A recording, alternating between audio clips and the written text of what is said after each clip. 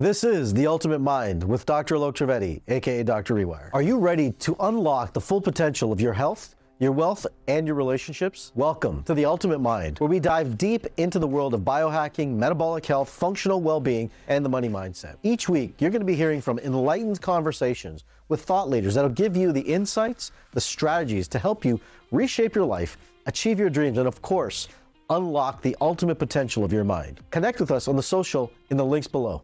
Hey guys, welcome back to the Ultimate Mind podcast. I am your host, Dr. Alok Trivedi, aka Dr. Rewire. Thanks for joining me today. Today, we've got something interesting in the house.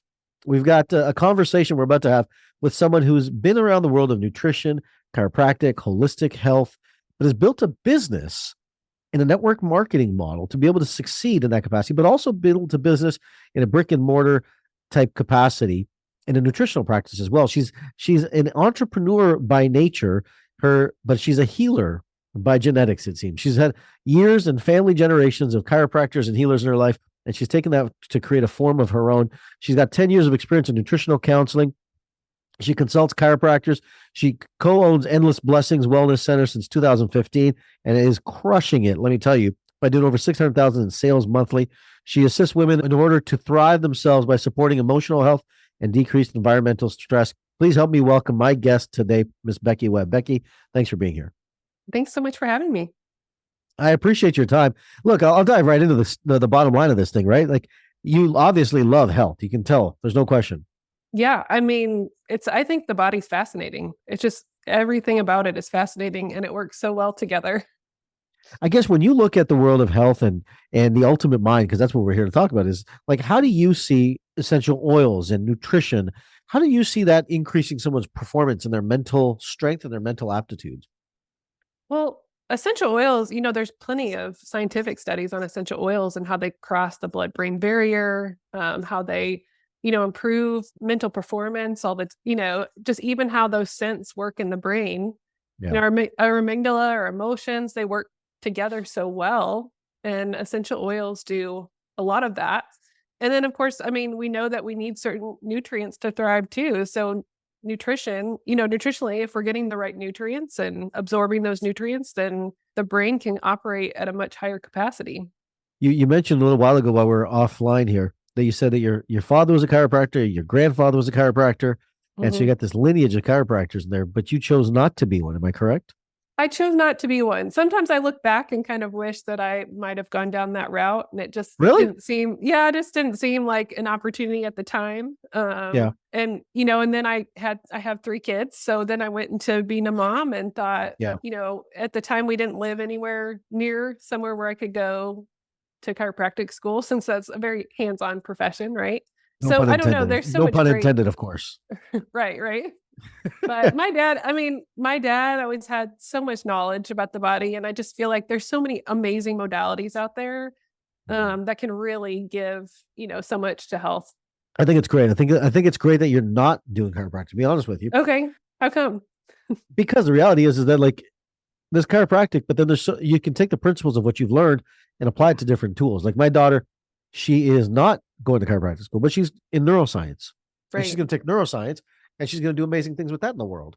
So it doesn't have to be one way or another, right? Like, I think sometimes people get boxed in, especially, not that this is a chiropractic podcast, but a lot of doctors think that, especially chiropractors think that my father was one, their father was one. So I've got to be like, there's this right of torch that's what I'm supposed to be too. I don't think so at all. And I think it's really cool that you're not, in fact. Yeah. I think there's a lot of opportunity there for sure. Yeah. So you got into the world of building an organization and network marketing in a company called Young Living. And when did you join that? What made you go into this world? What made you sit and say, okay, I'm going to take these tools? And then how did you build that business? Because that's not an easy business to build. It's not. Well, I started in 2013. So it's been over April of 2013, over 10 years now. I got in simply because I had started as a nutritional therapy practitioner, started helping, meeting with clients, helping them change their diet, and thought, wow, people are like super resistant to changing their diet. Right. And then I saw this opportunity and saw the essential oils, what they were doing for young kids and young families. And I was like, oh, I mean, it just seemed like it opened so many doors to help people kind of transition out of using more toxic products that were harming their health into something that was just easy for them. And they saw results, very quickly. So that's always like helpful too, for them to see those results so quickly. And then at the time I told my enroller, I said, yeah, I'm never going to do this as a business. But really, I just fell in love with the company, the mission for the company, the products. And I felt like this is something that I could really tell people about and be very genuine and authentic about it, because I really do think, they increase their just everything about their health, how they live, like help their kids. And it was an easy in, really. And so you start getting into it, you get involved inside of it. How long did it take you to start picking up steam? Because it's not always people jump in right and crush it. Like, it takes a little time, right? Yeah, it took a long time. I mean, so I enrolled in April, told my enroller I'd never do the business. But then, after using them for 6-8 months, I started sharing with a few people, and I thought, I'll just share and tell them how I'm using them. So I did. Yeah. And I had a few people enrolling, and I thought, oh, maybe I can make a little money this way. And as I was doing that, I actually was watching, some of the girls I was getting to know around me make a pretty decent amount of money. And I thought, oh, well, maybe there's a lot of opportunity here. At the time, my husband was working for a nonprofit, so we didn't really have much of an income. So I was just trying to figure out how I could be a stay-at-home mom and create an income for our family. And as I just started sharing, I got a little competitive with some of the people that I was with, and thought, oh, it kind of like turned on a switch in me that I thought I could do better than that, and kind of like ramped it up as I was just sharing about these products that I loved. So it became competitive for you to say, it did. It's all right. There's nothing wrong with admitting it, right? It totally did. Yeah. I think it's funny. I was talking to my son about competition and that drive and the strive to compete. And he says, like, where does gratitude fall into that? Because we talk about gratitude a lot, and especially with the idea of the ultimate mind, and gratitude is a gateway to healing in the heart. And we talked about it. And he's like, where does competition come in? And I said, I think healthy competition is very valuable, because it allows you to grow and strive and increases your dopamine levels to make you say, you know what, I want to grow more. I think people need to compete a little bit more, to be very honest with you. Yeah, I do too. I think it just ignites something in you too. I think we're all designed to, create things. And I feel like there's a creational part of that that's just kind of innate in us that turns it on when things are a little competitive. So you got competitive and you said, forget it. I'm coming after this. I'm going to the top. And then how long did it take you to get to the top? Oh, so that first year, 2014 and 2015, I hit the first, 3-4 main ranks in the company. So it actually, I grew the business fairly fast at that time. And then, it took about another 1.5 years to hit Royal Crown Diamond, which was the highest rank in the company. So yeah, so it was a fairly, at the time, quick process, I feel like, or I was just really ignited to continue sharing, continue loving on people, continue serving my customers, and seeing them bring home a lot of testimonials really on the product. I think that's great. So let's go through, because that's the easy part. That's the good part. What was the hard part of this thing, right? Like, what was the hardest part in building this business to overcome, to challenge the things you had to sit and say, I'm not going to let this stop me? What was that? Yeah. So really the hardest part happened probably post-COVID. In the last couple of years, it's been difficult because I feel like what happened was we had, a lot of people wanted health products during COVID. Sure. I mean, they were like, hand me the hand sanitizer. We're selling like huge jugs of hand sanitizer, because everybody wants to keep COVID away. And then after COVID, it was interesting because I feel like a lot of our business builders that were working with us, it was like people had kind of a fallout. I think there was a lot of trauma, which triggered a lot of people's trauma responses. And so after that, we saw a lot of our people that we'd had been really close with kind of try to destroy our businesses in a lot of ways, which made it really hard. And for me, I know why I'm with Young Living. I know why I'm staying with Young Living. And so it was hard to watch some of these people really wrestle and kind of destroy, what we'd built over the years. And some of those relationships kind of fizzle that we invested in. And it's been a process of knowing too that business can be great, but also being an entrepreneur is part of like growing through the hard times too, and not just being like, everything's great all the time, because we know that's not how business is. It doesn't work like that. It's very cyclical. What do you mean? There's no unicorns and rainbows? No, no, you. I thought I signed up for the wrong gig. Let me tell you. All right. Yeah. It's like, I don't know. Sometimes I feel like there's these expectations of like, yeah, everything's supposed to be great all the time or something's wrong. And it doesn't mean that something's wrong. Let me ask you, how do you take someone who's new coming into your world and you're trying to coach them and lead them? Because entrepreneurship is also about leadership. The ultimate mind is also about leadership, right? How do you lead someone new into the world who doesn't know what you're doing, doesn't know what they're there for, but they have an inkling in a heart that they want to sit and do something different in the world?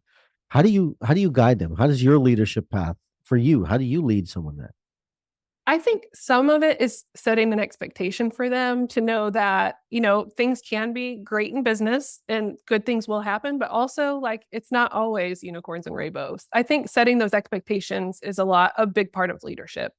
I find the same thing in my health coaching clients, that knowing that your health, you're kind of like an onion. You have to peel the layers. And I think business is the same way. Like you have to peel the layers.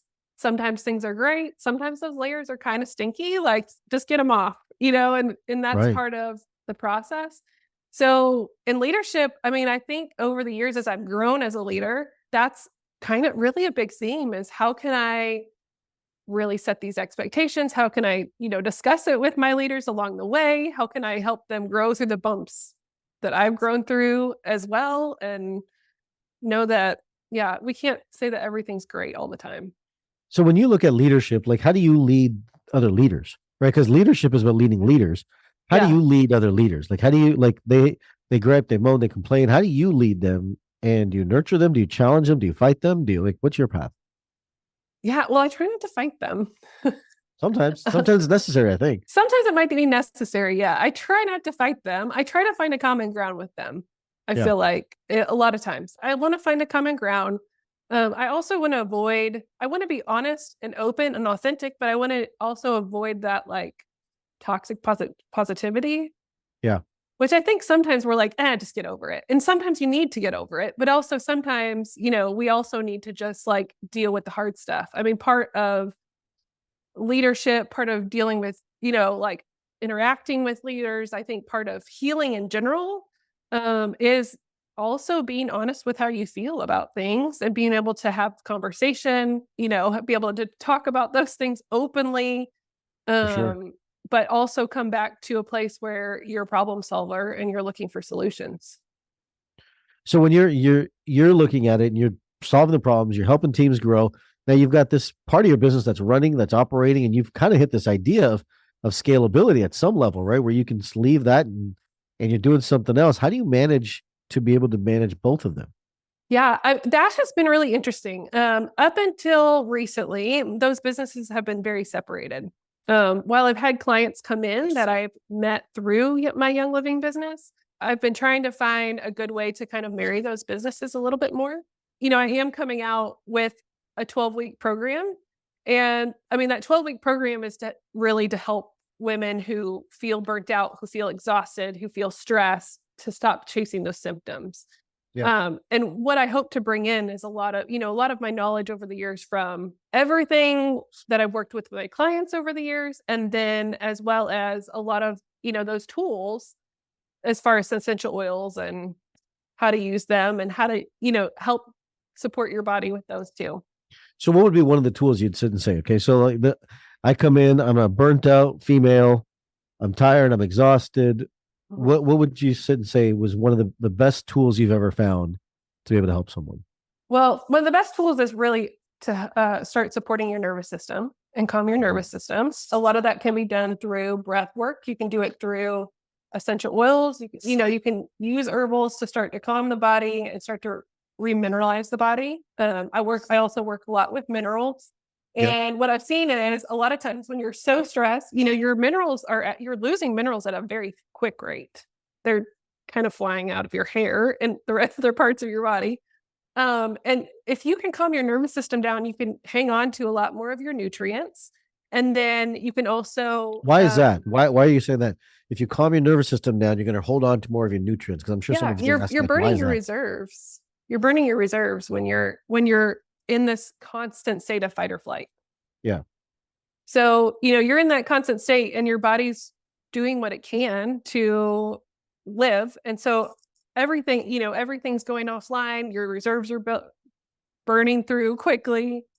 And so in order to get to a point where you can calm your body, I mean, you can hang on to more of those supplements you're taking, you get more of those foods that you're eating that are good for you. And then any of those tools that you're using as well are just so much more helpful. Well, I completely agree with you. That's what the rewiring process is about. It's about calming the nervous system, rebalancing the brain, so that people are able to do that. That's why I've never actually thought about it from the standpoint of minerals, but you're completely accurate. I love that. So now you go in, okay, so they preserve the minerals, they do some breath work, they calm down. Okay, what else do they need to do to be able to relieve their adrenal fatigue? Well, we can do a lot of different things. I mean, I've used different methods as far as like EFT, like the tapping. Sure. We've used essential oils as well because it calms the brain. Yeah. I've also used a lot of just mindset shifting so I'm also certified as a life coach. Mhm. And so I really help people with the model of the fact that their thoughts are what cause their feelings. So we Sure. just starting to like reveal the mind I help my clients see their mind a little bit more because most of the time we're not aware Yeah. of those thoughts. We're not aware of what thoughts are causing what feelings. And so we kind of work through different scenarios where they're understanding a little bit more about what their mind, what thoughts they're thinking that Sure. maybe they've been thinking for most of their life and don't realize it's causing a lot of those feelings. And those feelings are just, those vibrations in the body that are, caused by our thoughts. And so they, can cause a little bit of a hiccup when we're thinking about those things all the time. And that causes chaos in inside the body. So now, Mhm. you got into this world and started helping people, started healing people, and you traveled. You've been able to speak through the world inside with the organization, what you're doing. When you look at it, what do you think is the biggest reason? And I'll use your subject here, that people are going through this adrenal fatigue. What do you think the biggest reason is? I think we live in a very busy, overactive society where it's like it's almost like we don't feel accomplished or we don't feel good unless we're doing something all the time. I Sure. think a lot of times we don't give ourselves the space to really be present in the moment, which causes, us to look back, us to look forward. And when we're not present, I think it causes so much chaos because then, we're always either striving for something or regretting something. And Yeah, we're yeah, not that's really true. experiencing life like we should. And what do you tell? How do you balance that for yourself? How do you navigate it for you? How do you make sure that you stay balanced and organized and governed? Well, my faith is very important to me, so Yeah. that's one way. Also, I do a lot of self-coaching, a lot of journaling, a lot of self-coaching, trying to reveal to myself my own thoughts. I also, invest myself in coaches. Yeah. I do try to be present. I do a lot of time scheduling, so I do schedule in my time off. So I'm not always, as an entrepreneur, you always feel like you should be working. It seems like, or Yep. you always can be working if you want to. So I schedule my time off to make sure I'm spending time with my family. So those are a few of the things that I do. I love everything you just said because it's so important. Your recovery time is the most important. I say to people, like, the Mhm. first thing you do is don't plan in your meetings, plan in your recovery.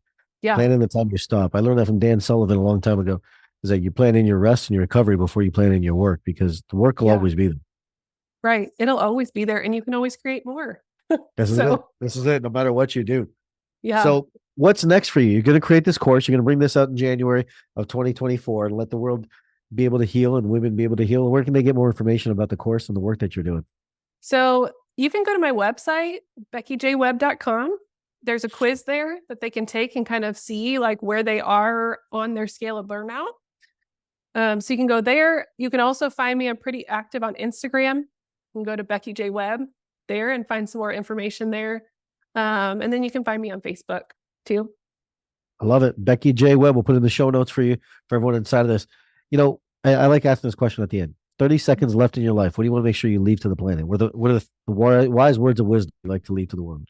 30 seconds left in your life. Wow, that's a loaded question. Right now, I actually lost my dad last week or 2 weeks Oh, ago. who was a chiropractor for, 50 years. And I think when we leave, we realize that really the people we invest in are the most important thing. And I mean, from this business, I've built an empire. I mean, I feel like I enjoy building businesses. I enjoy working, but the people are really most important. And so I think creating memories are more important than anything. And to take that time and invest it is 100% worth it always. I think that's priceless information that every one of us can use to get back to center at every time. Memories and moments are more important than dollars and dollars and things, right? Right. They are. I mean, they are. And it's great to be able to use your dollars to help people too. And I think there's nothing wrong with that. And it's amazing and fun, but people are always most important. I agree with you 100%. I couldn't agree with you more than 100%. Ladies and gentlemen, this is Becky Webb. Becky, thank you for being here. I appreciate you, your time, your energy, and my condolences to you and your family about your father, and someone who's helped a lot of people over 50 years, helped a lot of people. My love to him as well. So thank you for being here. Ladies and gentlemen, this is the Ultimate Mind Podcast. If you're looking to grow your mind, grow your health, grow your wealth, this is the place to do it. I thank you guys for joining us today, and I hope to see you or hear you on our next call. Take care. Have a great day. Hey, thanks for listening to this episode of the Ultimate Mind Podcast. Your support means the world to me. If you found value in this conversation, be sure to rate, comment, and subscribe where you're listening. Hearing from you fuels my mission to help you unlock your ultimate potential. If you're ready for even more, my book, Wired for Wealth, can help you get there. You can purchase it at the links below.